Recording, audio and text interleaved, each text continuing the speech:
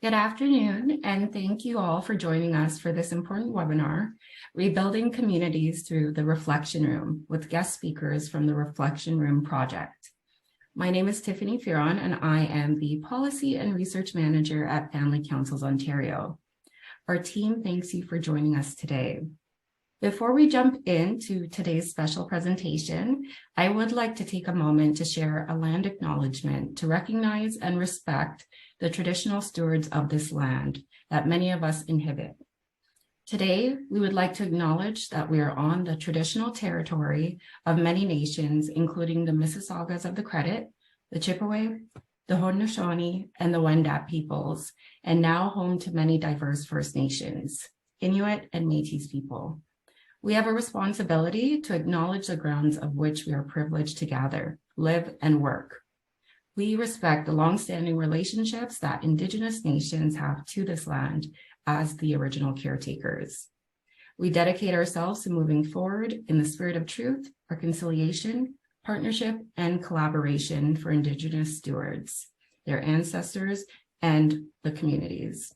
We encourage you to take the time to learn more about traditional territories using the many insightful resources that are available in print and online.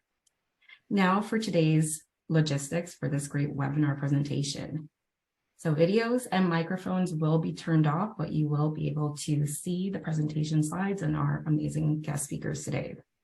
This webinar will also be recorded and released for viewing. Please be sure to check out our e-bulletin and social media platforms in the days to come for the link to watch the recording. Questions and answers will also be done at the end of the event. So please locate your question and answer box in the Zoom chat, and you should be able to submit your questions or comments about the presentation. So without further ado, I am very happy to turn it over to our first speaker. Thanks, Nelia. Hi, everyone. My name is Nelia. I'm the Project and Communication Manager for the Reflection Room project. Exactly 1 year after our formal launch of the Reflection Room project for long-term care homes, we're hosting this follow-up webinar to share with you guys some of our experiences so far and highlight some of the preliminary findings of the study. On this slide, you can see the overview of the program of today and all the names of all the guest speakers. I will be introducing them shortly, but first I would like to give you a few seconds to read the program.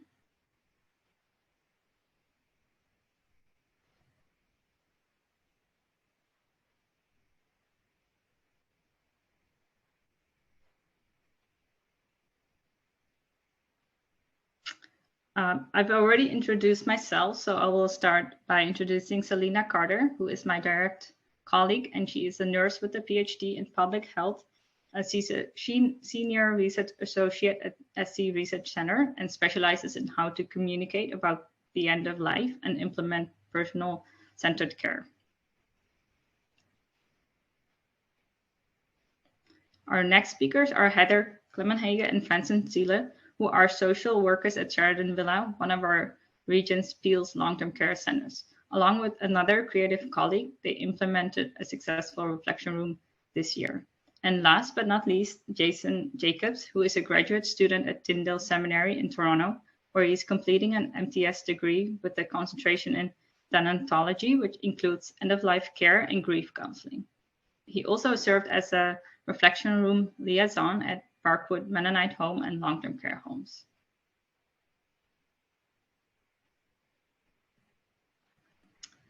First, I would like to start by telling you guys a little bit more about the Reflection Room project. It was first developed back in 2016 to support people in community and healthcare settings to talk about dying and death. The concept emerged from an earlier spiritual study, which explored how to best provide spiritual care to people who were dying and their family and friends.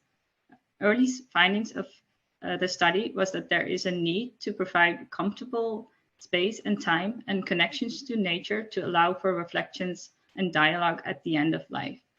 Common elements across the phases of the Reflection Room project include an invitation to enter, ambient lighting, comfortable seating, a wall for sharing reflections, and an opportunity to write a reflection.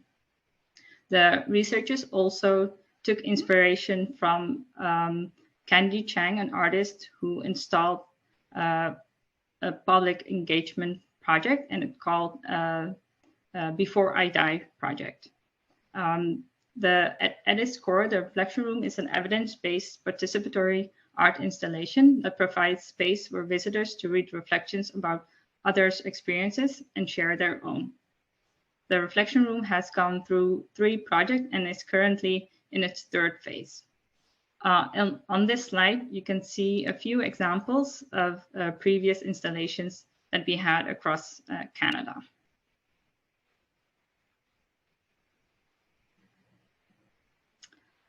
As we all know, in 2020, the pandemic hit, and we all experienced what it means to experience losses, but especially long-term care homes were affected the most. They had a disproportionate number of deaths and infections, and working conditions became even more challenging when they had to deal with shortages of personal protective equipment, staff members isolating and being sick.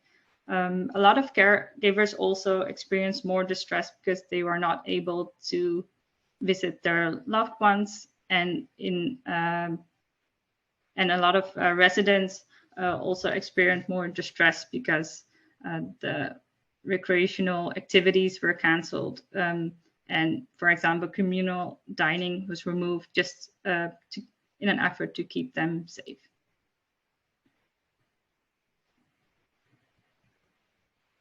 During this time, a question arose, and we wondered if it might be possible to pivot the Reflection Room project to address the pandemic-related grief and loss in Ontario long-term care homes. During this time, a subcommittee was formed involving Family Councils Ontario, Ontario Health Central, Ontario Association of Residents Council, Ontario Centre for Learning, Research and Innovation, the Research Centre, and the St. Elizabeth Foundation. Through this subcommittee, the phase 3 of the project was formed, and with the ongoing support of the Family Councils Ontario, Ontario Health Central, and St. Elizabeth Foundation, this project is still going on.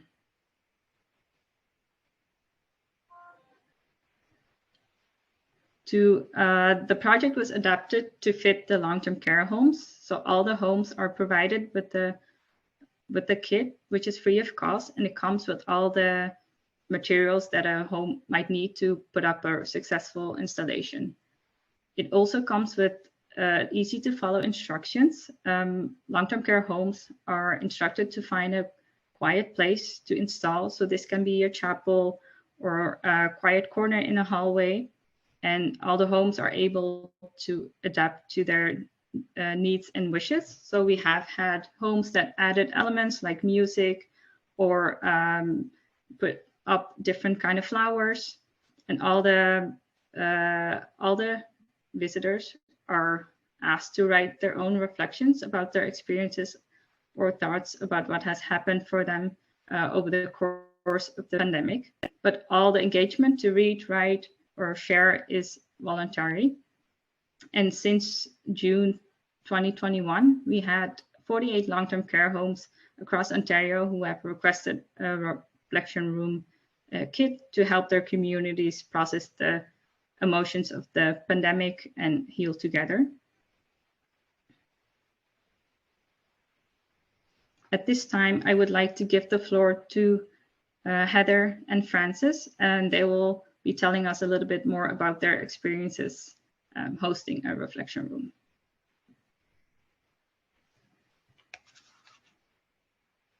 Thanks so much, Nelia, and thank you for having us today. We're so happy to be able to be here and talk about our experiences with setting up our Reflection Room here at Sheridan Villa. So Sheridan Villa is a long-term care home in Mississauga, Ontario, and we are home to 142 residents. We are part of the region of Peel, and the region of Peel has 5 homes. So we are at Sheridan Villa, one of the homes here, and we're happy to be able to chat about our experience. So like I said, my name is Heather Clement. I'm one of the social workers here, And I'm here today with Frances Thielen, who is one of our other social worker at Sheridan Villa. So we'll kind of just go through our process and our experiences setting up the reflection room and how things went for us here. So we initially received the information on the reflection room, and we decided this would be a really neat opportunity to provide, our families, our staff, our residents with a safe and private and calm space to really reflect and to acknowledge the challenges and the losses that people have experienced over the last couple of years, and especially with COVID. Our initial challenge was really trying to figure out where we would host the space. As people working in long-term care know, COVID has definitely provided challenges, and space has definitely been one of those things. So a lot of our spaces were taken up just with break rooms for the staff. So our initial break room that we had, we couldn't use anymore because we couldn't have 20 people gathering together and having their breaks all in one space. So a lot of our common rooms, our conference rooms were taken up with break space. So we decided to use our greenhouse, and our greenhouse is on our main floor in the building, and it was really underutilized during COVID, and it was a bit of a mess, to be honest. Not a lot of people had been into that space, and we thought this would be the perfect opportunity to really revitalize this area within our home. It's a lovely room. There's lots of windows, there's light coming in, you can see to the outside, you can see the outdoors, and there's beautiful plants that are in there. And so we decided that we were going to use one kind of corner of our greenhouse, and we would set up our reflection room there. So you can see from the pictures with the red in the background there that was the space that we used. We happen to have kind of a 6-foot tall wooden tree structure, and we put that in front of the red background, and that was kind of our area where we could use for people to put up their reflections. We found this leather chair that was down in our basement. We brought that up, and we pulled in another colleague who was very creative. So I think that was helpful for us because, we can be creative at times. However, we knew that our other colleague, Dante, was really creative. So we pulled him in, and he had some great ideas about how to move things around and how to set up the space. And so we were able to use all the materials that we received from the reflection room. So the different reflections, the red background, and a number of the frame posters and things. So we were able to kind of set that all up in a really nice area, and it's been a great space. It's been really nice to kind of get that area being used again. When we were looking at where we would provide the space, obviously in long-term care with cohorting on our different floors, we've got 4 floors here at Sheridan Villa, and we wanted to provide a space that everybody could use. So we didn't want to have it on one of the floors where only one floor could access that. We wanted to have a space that all of our, the people who work here, the people who live here, and the families could be able to come in and really use that space. And I think we've done that really well. So I'll pass it over to Frances. Hi, everybody. One of the other things that was really helpful, once we got the room all set up, we also were able to put some signage up for people to see the signs to the reflection room. And then we put a welcome piece just outside the greenhouse room to remind people this is what the space is and to welcome them into it. So we left the reflection room up for a month, and we got some amazing positive feedback from our surveys. And it was wonderful to see people walking in and just going in there and having that moment of peacefulness. And after our month was up and we had our follow-up conversations, we felt that we didn't want to give it back. We were just so excited to use this, and we felt that it was a natural space for the people who live here at Sheridan Villa and their families and staff. Because like Heather said, space has just become such a premium here, and everything's changed. And where are we, when you first walked into Sheridan Villa, it was just also open. People had places to sit and congregate. And that's all changed because we now have, as everybody has, the screening process, and we have all these clinical things that we need to take care of before we can actually go to see our loved ones or actually come to work. So we felt we wanted to keep it up, and it was just such a nice space, and people just liked it. And even some of the staff were excited about the greenhouse being used, and we're going in to check up on the plants. I'm not the best at plants, so it was really good to see people just checking up on our plants. And what was also really lovely, that naturally this became a really nice quiet space, and some of our staff were using it as a lunch space. So again, just having that space to just sort of take a break from all the stuff that's been going on. Working in long-term care already is complex, but then when we've added the intensity and the complexity of COVID, just provided another space. But it was also an opportunity for family members to either come in and have that quiet space before they went in to visit, or afterwards, or sometimes, if everything was working well, they could bring their loved one and sit in that space. So it was really great. And so our testing clinic is in our chapel area.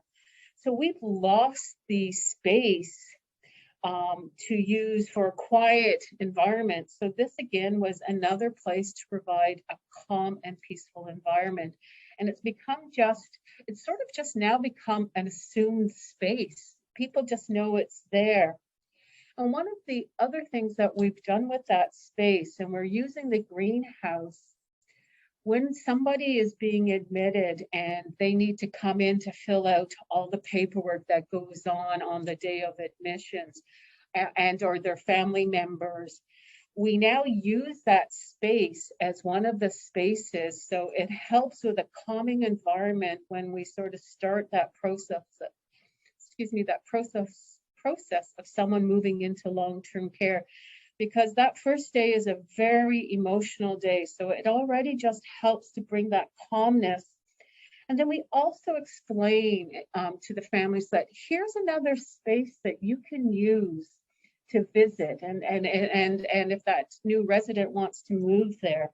So again, it's just about having a naturally calm, peaceful space.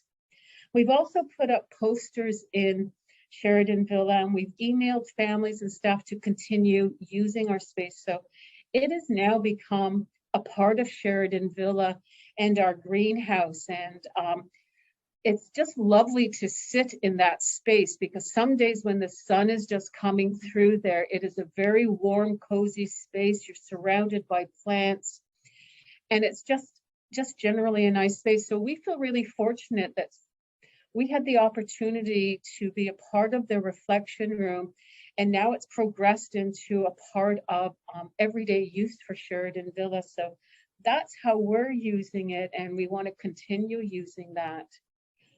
That's our experience here at Sheridan Villa. So we'll leave it to see if anybody has any questions for us later on. Thank you. Well, thank you, Frances and Heather, for sharing your experiences and for always being so enthusiastic about this project. At this moment, I would like to go to the next slide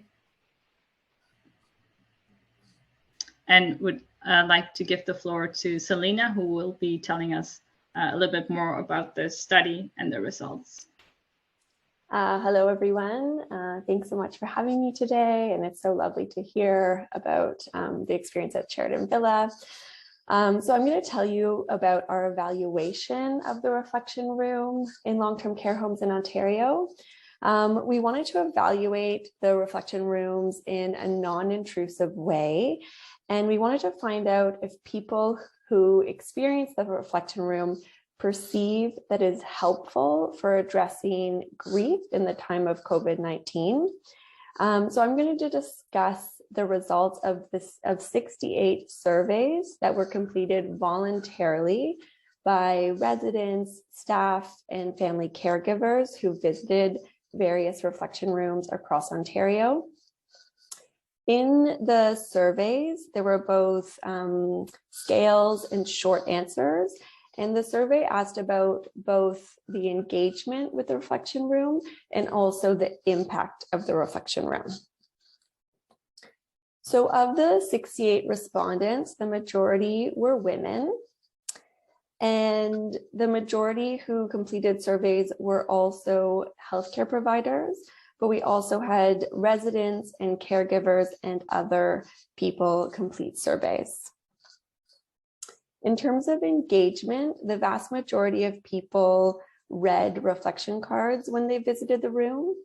And then about 50% wrote one or more reflection cards, and 50% said they did not write a reflection card. And the reasons why they did not write a reflection card often had to do with time. And several explained that they wanted more time to reflect so that they could share something meaningful to them. And then others also shared either that they weren't interested or that it was something that was quite personal that they didn't want to share publicly. So we also asked how the reflection room made people feel. And in the responses, people talked about the emotions that they felt, but also what the room provided them. So in terms of emotions, people shared that it invoked going into the room evoked sadness. Some people also had multiple complex emotions, such as feeling vulnerable and or alone or uncomfortable. But people also shared that there were positive feelings. Someone said they felt better. Several people said they felt joy from participating or from entering the reflection room. In terms of what the room provided, people felt that it provided a supportive space, but also opportunity. So they talked about the need to self-reflect, and that the reflection room offered them to engage in this important work. They also discussed that visiting the reflection room gave them a sense of feeling calm and peaceful, space that was calm and peaceful, which maybe they couldn't find elsewhere in long-term care homes. And it also cultivated a sense of connection with the experiences of others, so they felt less alone. We then asked if they would recommend other long-term care homes have a reflection room as well, and the vast majority said yes, they would. And the reasons why they would recommend it often had to do with their experiences that they themselves got out of the reflection room. And most of these experiences are elements that support people to engage in grief work. So this has to do with having a place to retreat from the busyness of life. It has having an opportunity and space for reflection to check in what's going on with me, what's happening, what do I need.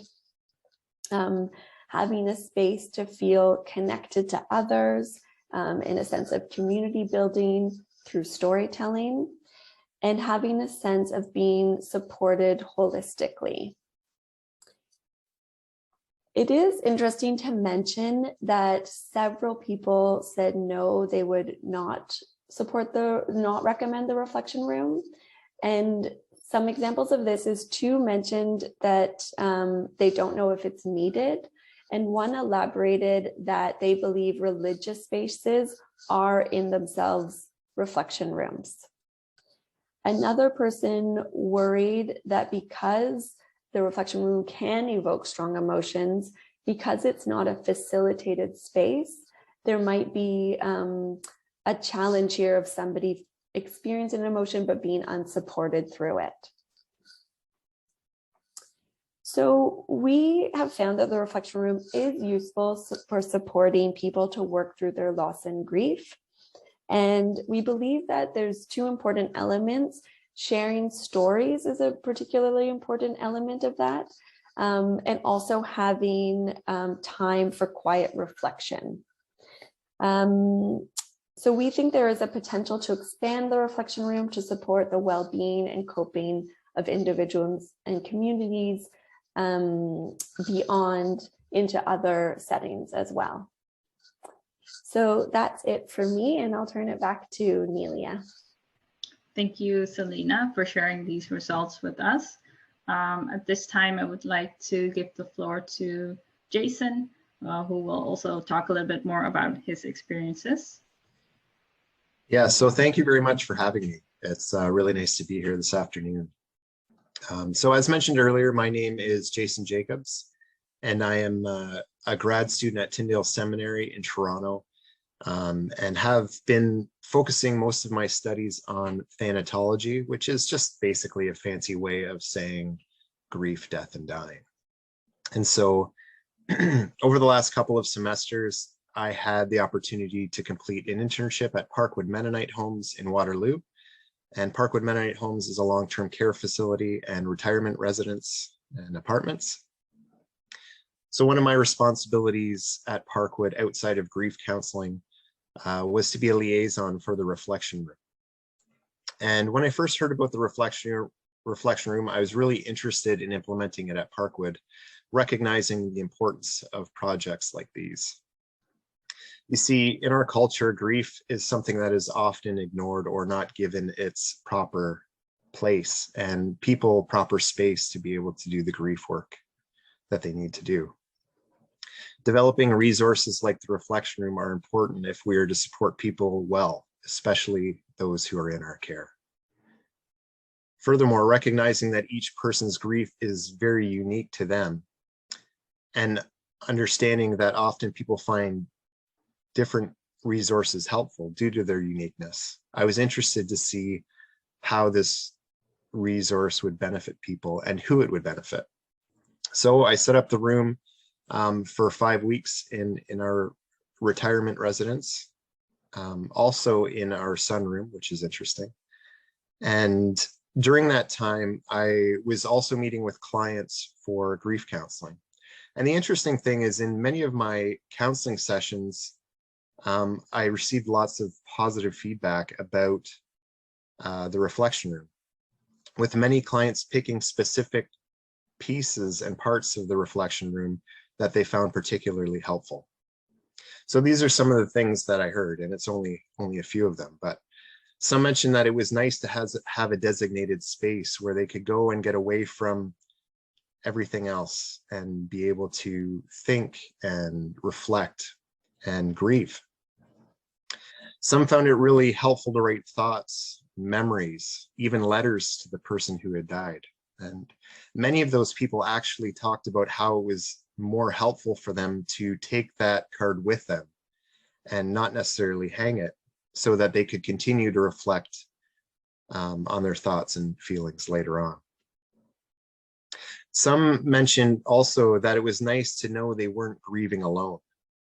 This was mentioned a little bit earlier, but being able to read other people's thoughts and experiences allowed people to feel a sense of community, even at a difficult time like COVID.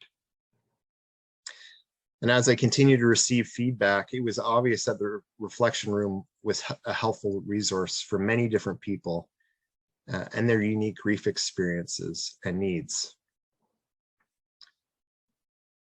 You see, I think the reflection room turned out to be an important resource because it does some things really well.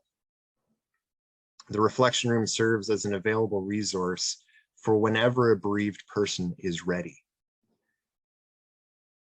to grieve. It allows the individual to grieve in doses and set purposeful time aside for mourning, grieving in a way that they personally feel comfortable with and that they find helpful. Finally, and one thing we found that was really important in our context was that the reflection room served as a great resource for people who I would say grieve quietly. And what I mean by this is that many people just don't feel comfortable sharing their grief and their thoughts and emotions with other people. And so the reflection room provided a safe and comfortable place and resource for such grievers. And finally, the interesting thing is that it also provided a sense of community for those who may have felt isolated. So in my experience, we had so much positive feedback, and there was so many levels of grief, especially during my internship during COVID, that I recommended to Parkwood staff that they set up the room on a yearly basis, especially considering the grief that, even going forward later on out of COVID and some of the lockdowns that people are experiencing. Just the need that we saw for staff and for families and for residents. And if you haven't had the opportunity to put up a reflection room, I would encourage you to try it in your context and see how it works for you. I think many people would likely benefit. Anyways, thanks very much for having me this afternoon. Thank you, Jason, for sharing your experiences and sharing your expertise with us. We can go to the next slide right now. So if anyone has any questions, please don't hesitate to contact me at this email address. We'll also put the email address in the chat, so it's a little bit easier to copy and send me an email. I just want to tell you guys shortly what to expect, though, when you do decide to host a reflection room. First, I will send some more information about the room to your home. You'll have an opportunity to ask any questions you might have. Then I will ask you to fill out a short demographic questionnaire, and we'll send the kit to your home. At that time, you might already have a space in mind, but if you don't, I can help you find a space. And as I mentioned earlier, the reflection room kit comes with the easy to follow instructions, but if you do need help, I am here to help you guys. After a 1 month period, I'll contact the home again and ask you to send back any surveys and reflection cards that you guys have collected at that point. Most of the homes choose to take a picture or scan them and send them back to us. There is also an option of sending them back in a box that is already provided with the kit. At that time, I will also ask you to participate in a follow-up survey and a short interview, but those are voluntary. And after that month, the home is free to keep the reflection room up or take it down, because all the materials are a gift. Another way of participating in this project is by posting a reflection on our website, the reflectionroom.ca. I encourage everyone to take a look after this webinar and post a reflection if you want to. We can go to the next page. Thank you, Selena. At this time, I also wanted to give you guys all an opportunity to read some of the reflections and have a sneak preview of how powerful it can be to read and connect with other people's thoughts and feelings about their experiences of living through the pandemic. At this time, for those who are associated with the long-term care home, I would ask that you think about whether a reflection room installation would be right for your home. And for those who are not associated with the long-term care home directly, please reflect on this project and its potential wider implication. I'll give you guys 2 minutes to read the reflections and reflect yourself.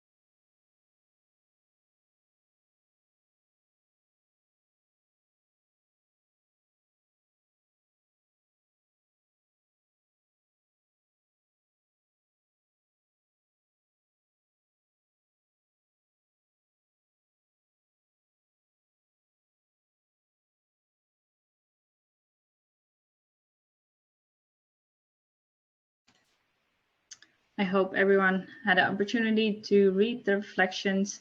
And at this time in the webinar, I would like to open the floor to questions.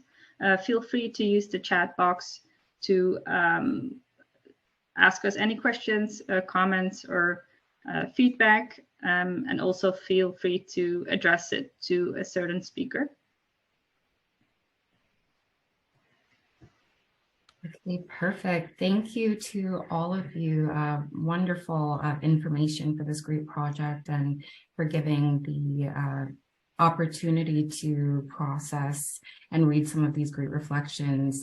It's definitely a project helpful for caregivers, families to process their grief and individual experiences. So thank you so much for sharing all of this. So I do see that we have a question already, so I will read it out and anyone feel free to jump in and answer. So the first question is, how do you monitor and ensure the reflection room is being used appropriately? Will people attempt to have meetings in the space, or is a multi-purpose room used? They also clarified, what do you not want the room to be used for? And I don't think the question is addressed to anyone specific, so I'll just go ahead and answer their question. So what we've seen so far is that every home chooses a different location for the reflection room. We do ask them that it is a quiet space, and sometimes it's hard for long-term care homes to find a suitable space. But even like a corner in a quiet hallway would be perfect. So if it would be better if the space is not also used as for meetings, so everyone can always access it. So I think the most important elements are that it is quiet and it gives a little bit of privacy, so people do feel free to share their thoughts and feelings. Perfect. We have another question here. How did you introduce the reflection room to staff, residents, and families? It's not addressed to anyone in particular, so feel free to jump in. So we have approached all the long-term care homes in Ontario who already have a family council to give them a little bit more information about the project. We have also reached out to family councils to see if they could give the home a little bit more information about the project, because we do find it is important that they are in support of it. Things like these, the webinar conferences, we've written articles in the past. One that has come out recently is a article that Selena took the lead on, the conversation article. So if you Google it, you will find it. So those are ways that we are trying to spread awareness for the project. Okay, excellent. So there's lots of ways to learn about it. Jason or Heather, do you want to, or Francis, do you want to share how within your home you shared information and helped encourage people to visit? Yeah, so I think, you know, for us here at Sheridan Villa, we had put some posters up so that the people who worked and lived in the home could see that kind of thing. And then we sent some emails out as well, so our families would know that that was an opportunity for them to come down and see the room. And there was an email that went out to all the staff here as well. So a couple of different methods of communication for us. Can I also just say that we also have a social work peer group. And so we were also informed through our social work peer group about this. So the other social workers at the Region of Peel, we were also informed about this. And Heather and I had volunteered to be the leads for the Region of Peel because we just thought this was an amazing opportunity to engage with our families and staff and residents here. So that was a really great opportunity for us also. Amazing.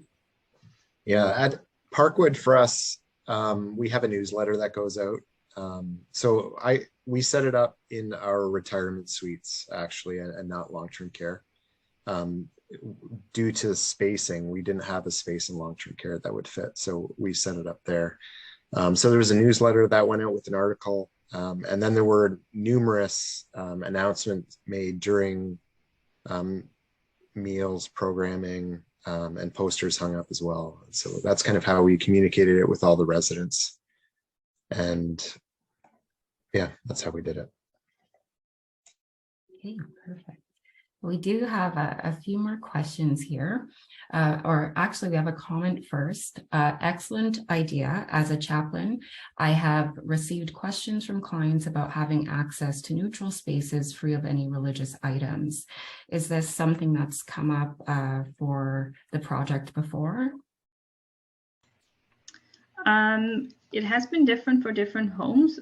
We have had long-term care homes where they put the installation up in like multi-faith spaces, and we did not have any, there were no comments on that, like everyone felt safe, but we have also had homes where people would like to have seen it in a different space.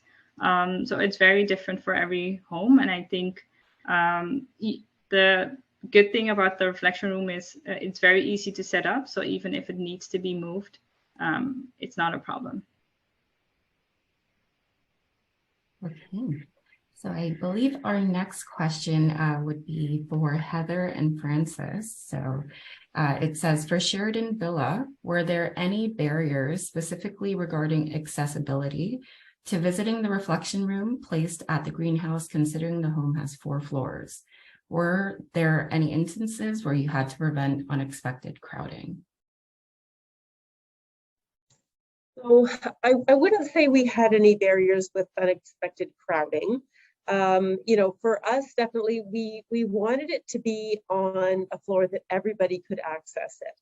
And of course, during COVID and with cohorting and residents not being able to come off their floors, and with staff, you know, being cohorted on the floors, we sort of felt that our main floor was really the best option, because everybody is coming in, staffing is coming in, families are coming in through the main doors and on the main floor. So, you know, if we had used a space on our 2nd or 3rd or 4th floors, we definitely would have been limiting the amount of people who would be able to use that space. So, you know, for us, you know, part of our decision in setting it up in our greenhouse was that it was on the main floor, and we sort of figured, you know, that was an opportunity to at least allow families and staff to use that space, and hopefully residents could come down as well, you know, if we weren't in outbreak, if we weren't cohorting, if they could come down to that space. So, I mean, yeah, COVID definitely provided a challenge for us with that. But I think, you know, for us, the main floor was kind of the best option for us within the building at that time. Perfect. That's a great consideration, especially with accessibility and the different needs of residents and families. So that's great to hear, and hopefully something others on the call can consider if they'd like a reflection room in their homes. So we do have another question. I think this would be great for any one of you. So are you considering any changes or additions to the reflection room project based on the evaluation feedback? In particular, what are your thoughts about the no responses to the question about whether the person would recommend the reflection room to other long-term care homes?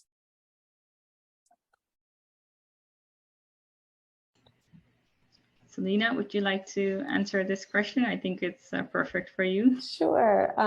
Thank you for that question. It is something we have spoken about as a group. I can say, I'll speak to the 2. So the ones that said they didn't know if it was needed, I guess that we've already spoken about that there's sometimes this feeling of, how does it interact with religious spaces or not religious spaces? And I think actually the chaplain's comment today that some people are looking for reflective spaces that do not have a religious affiliation helps to provide support for a variety of people. So some might find it in their religious space and some might find it more supportive in a reflection room. So we as a team, we don't see some conflict around that. We see that it's creating more access to quiet, reflective spaces. And then the issue of it being unsupported is something we have talked about. We do think that the unsupported nature, sort of what Jason was saying, is that people can go there when they're ready at their own time. It's sort of both a private experience, but also a communal experience. And I think we think there's something really important about it being unfacilitated and unstructured, so people can engage in whatever way feels right for them, because it really is more of an art installation that provides something sort of uncertain that when you go into it, rather than a really structured intervention. The two things that we think about in terms of how there is actually support built in around it is that, including in these two examples of people who are talking about how they set up the reflection room in their own homes, reflection rooms are generally set up by people who are in the home who are already providing support in other ways. So Jason provides spiritual support and grief support. Heather and Francis, please correct me if you're social workers.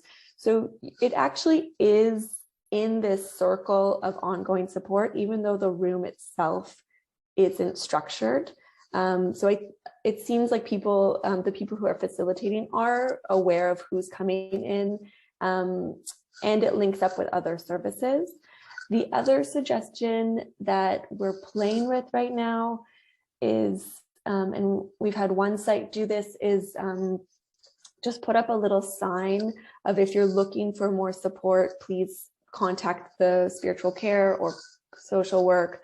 And so that's something we're thinking about in terms of just putting up a note saying, if you're looking for more, here it is. But we do think that it is sort of the way that it's structured, it is already embedded in more support.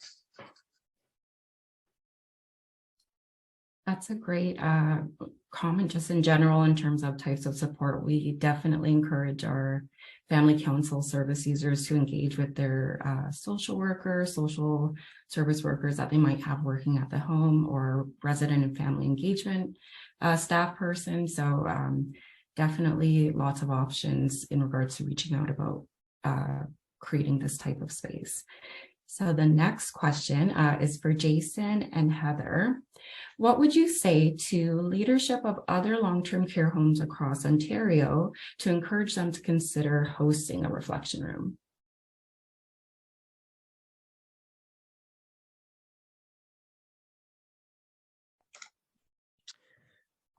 Yeah, I mean, it's challenging. I recognize when I was at Parkwood, people are really stretched thin, right? Like it's, I mean, staff are tired. So I recognize the idea of adding something else can seem like a lot.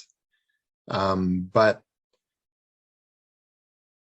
the reflection room, for example, is so easy to set up. I think it just took me a couple of hours, that it wasn't overly labor intensive.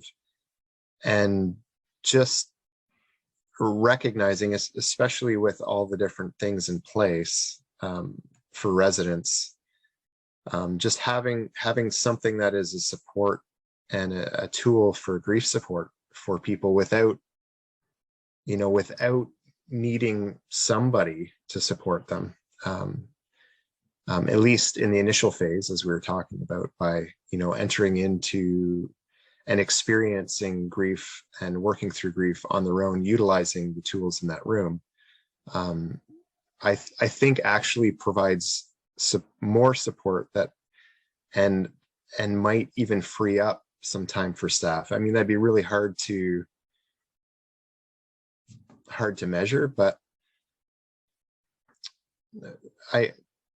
recognizing that staff are stretched so thin, and it's hard to find time to be able to sit down with somebody and talk through their grief, or give a resident that, those few extra minutes right now. And so, yeah, I just think it's a great tool. And I personally would just continue to build it up and see it as a positive resource. Yeah, I'm not sure. That's a great question. And part of our decision to use our greenhouse space is the greenhouse has always been a resident space. And we, before COVID, had a horticulturist who did a whole horticultural program. And unfortunately, just before COVID, that person wasn't able to travel as far, and then the world sort of turned sideways and upside down once COVID came in. So we recognized that our greenhouse was being underutilized already, and we had an activation staff person who was trying to take care of things. And then when we heard about the reflection room and where could we find a calm place, a peaceful space that we weren't using. And, you know, again, we were also fortunate that we had this very creative person, Dante, who is very excited about finding places and has that creative energy and having this opportunity to create the reflection room. And then this activation person saw it. So there was some buy-in already from our frontline staff. And then when Heather and I explained it to our leadership team, how we were participating in the reflection room and the surveys, and you know, we just wanted to find a place because we didn't have any place anymore for people to go to. So it was really, how could we just bring a space and then support people during that time in whatever way they needed to connect with us. And I think for us, that's how we continue to use this space. And I think now that we keep looking back and thinking, how can we use this part of our whole admission process, this whole conversation now about the space that the families and residents are signing documents, and that whole experience of the challenges of, you know, moving into long-term care, that we're creating already a calm place to do that and have that experience. That helps already to buy in that relationship, because people are already working with our nursing team and meeting with Heather and I. So it already sets that experience in the positive way. And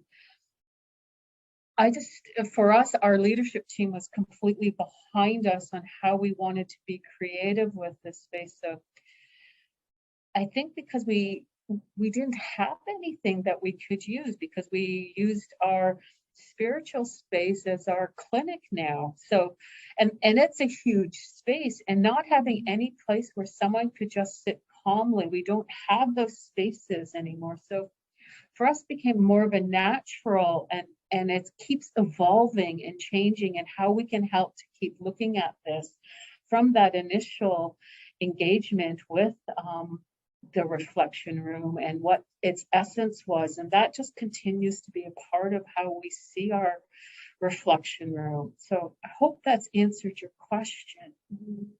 And I think, you know, there's a number of people here who kind of feel that they've just taken ownership over it as well, like a number of staff, which is great. I mean, I came in on Monday, and one of the screeners who was working on the weekend said, I hope you don't mind, but I went in on the weekend and I just cleaned up and I tidied up and I threw out some stuff that was garbage that I thought. And, you know, so people are feeling like this is their space too, and they want to keep it up and they want to keep it going. So, you know, it certainly hasn't fallen to just the two of us to set, you know, I mean, initially, yes, we set it up, but, you know, there are people who are keeping it going besides us doing that. So that's been a really nice piece too. Right. Yeah. That's beautiful, especially the community coming together to maintain the space so that it's safe and remains calm. It's a great segue to the last comment that we have here. Someone said they love Jason's point that the reflection room sets purposeful time for mourning, but it also sounds like it's a great outlet for peer support as well, and connecting with others through these experiences. So amazing. We're already getting thank you. So this was an amazing presentation and some great insights for all of our attendees on the call. So I wanted to say thank you. I know that there is some great information already out there about the reflection room, but everyone on the call can definitely feel free to also reach out and learn more. Thanks again to all of you for submitting these thoughtful questions for our speakers to answer. And I will turn it back to the group for closing remarks to wrap this up. Thank you, Tiffany. I would like to take a moment to thank all the attendees to this webinar, and I would especially want to thank our guest speaker, Heather, Francis, and Jason for taking time out of your busy schedules to be a speaker today. We really appreciate it, and we love your enthusiasm for the project. And obviously, I also want to thank Tiffany and her team for helping us tremendously in the preparation of this webinar and making it possible to host a webinar today. Tiffany, maybe you can tell us how the recording will be circulated, and I think then after, yes, we can say bye to everyone. Perfect. So telling everyone today on the call, so please keep abreast of our updates. So in our e-bulletins and then also on our social media platforms, we should have the recording available in the next few days. So please stay tuned to make sure that you get access to the link for the recording. So thank you again to all of our speakers. We want everyone on the call today to take care and be well, and definitely reach out to all of us if you want more information on this amazing project. So thank you.